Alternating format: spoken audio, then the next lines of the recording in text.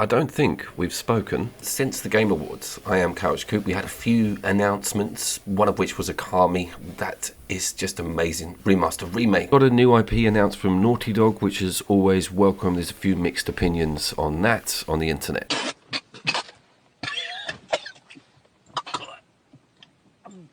What's this playing in the background? This isn't Stick Fight the game. Unsubscribe. Go away. You've had your chance, Coop. This is MotoGP 2024. It is also gone on Extra for this month. One of, if not the best looking split screen racer currently available on the market. Why haven't you done a standalone video? No one watches them, and they are such good fun with two people in the same room. Let's crack on.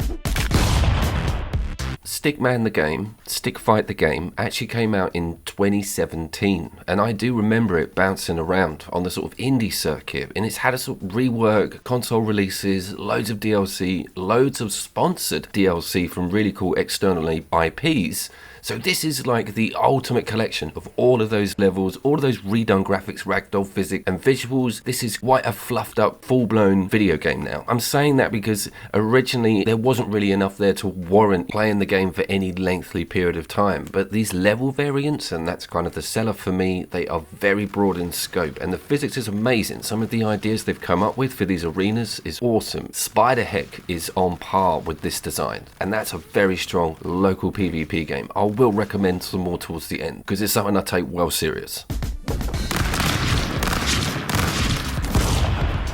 Let's talk about the range weaponry. The ranged weaponry. I just went full Jonathan Ross. Because the game has a sort of Smash Brothers vibe where getting knocked off and falling will be the end of a match. So melee and pushing and shoving and jumping are really important, but it also falls down onto range killer snake guns and getting bullets across that cause the other player to either make mistakes or just take enough damage to actually out and out die. The energy is not much. It's not clear if they're one shot away from death, whether you've got to put a whole clip in them. Again, that kind of adds to a bit of the mayhem.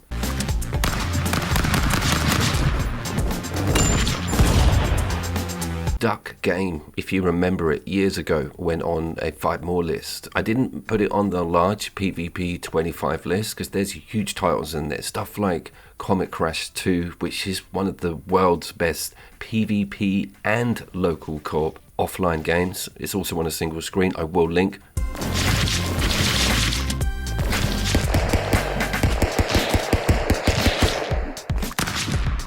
We also had a game called Astro Duel 2, which I would never have looked at if it wasn't free on Epic about 6 months ago. It got its own standalone review. I loved it so much that I put it up against the great Spider-Heck, and both games did very well in their own directions. I thoroughly recommend both of those get a look also. Christmas is coming up.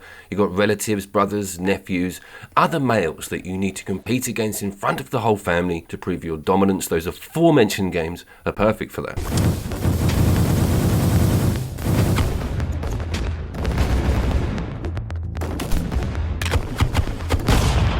Doing a lot more on area effect and explosive physics than I imagined it would. The longer you play this game, the more outlandish and destructive a lot of the weapons get. You've got full-blown rocket launchers, you've got missile launchers that revolve around firing reptiles at the other player. These are quite fun. They're almost like rudimentary heat-seeker missiles, and they act as a sort of no-go area within that map, and they can attack the person that actually fired the snake in the first place. So quite a lot of LOLs to be had there.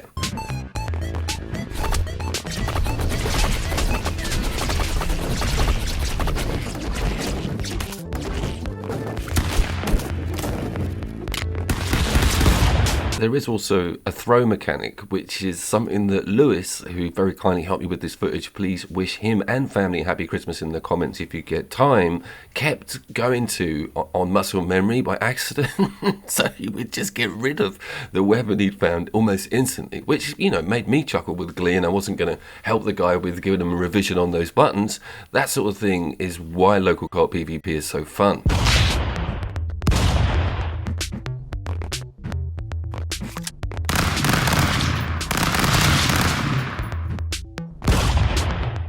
But as mentioned previously, it's the level switch out and variance on what it's going to throw at you with how those blocks are going to move around, what you're going to be put in, whether you can just instantly die by not being good enough at platforming and staying alive within the arena you're given, or whether there's just spikes on all the walls. The whole dynamic will change every time that level rolls out, and I love the variety on it. They've done a brilliant job with that, almost roguelike scope with the different levels that you get thrown.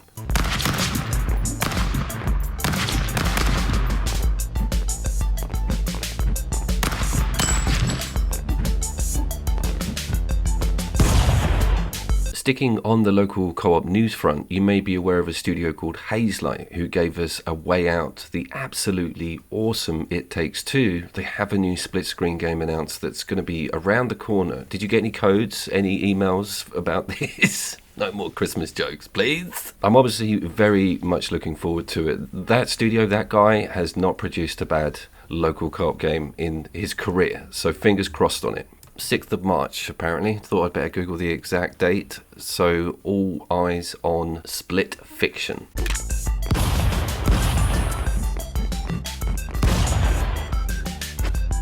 I think I've got one more video coming out before the family obligations and Christmas kicks in, and I didn't get to Black Myth. I'm so annoyed about that, and I would imagine that it would be so close to my top 3 games of the year. You never know, I might be able to get the physical in quick enough, but there's not enough actual time to get that game under my belt before the 1st of January. Just do what Angry Joe does and put out your Game of the Year video in like March of the following year and still get 1.7 million views. I'm not bitter. I have been Couch Coop. I will see you down there.